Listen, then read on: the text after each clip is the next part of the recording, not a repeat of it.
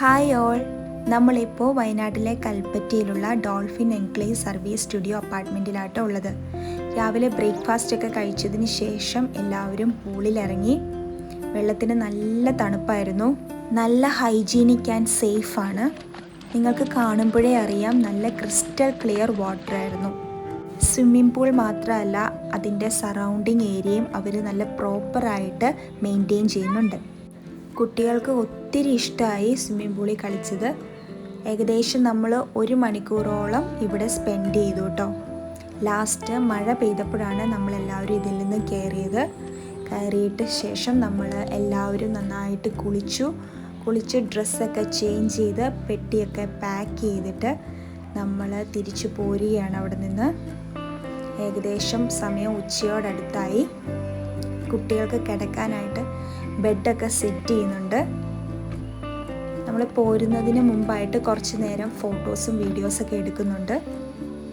ഒരു ദിവസത്തേക്ക് 2000 രൂപയാട്ടോ ഇവിടുത്തെ റെൻറ്റ്.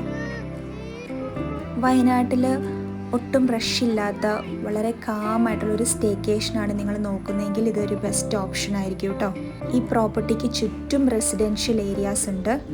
അങ്ങനെ നമ്മൾ ടാറ്റ ബൈ ബൈ ഒക്കെ പറഞ്ഞ് അവിടെ നിന്ന് ഇറങ്ങുകയാണ്. പോരുന്ന വഴിക്ക് നല്ല മഴയും കോടയൊക്കെ കാണുന്നുണ്ട്.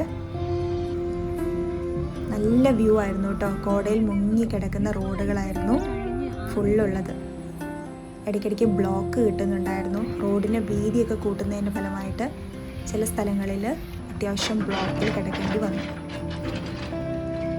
വയനാട്ടിലെ ലക്കിടിയിൽ നിന്നും കോഴിക്കോട് ജില്ലയിലെ അടിവാരം വരെ നീണ്ടു കിടക്കുന്ന ഒരു 14 കിലോമീറ്റർ റൂട്ടാട്ടോ ഈ താമരശ്ശേരി ചുരം. ഏകദേശം 9 ഹെയർ പിൻസ് ആണ് ഇവിടെ ഉള്ളത്.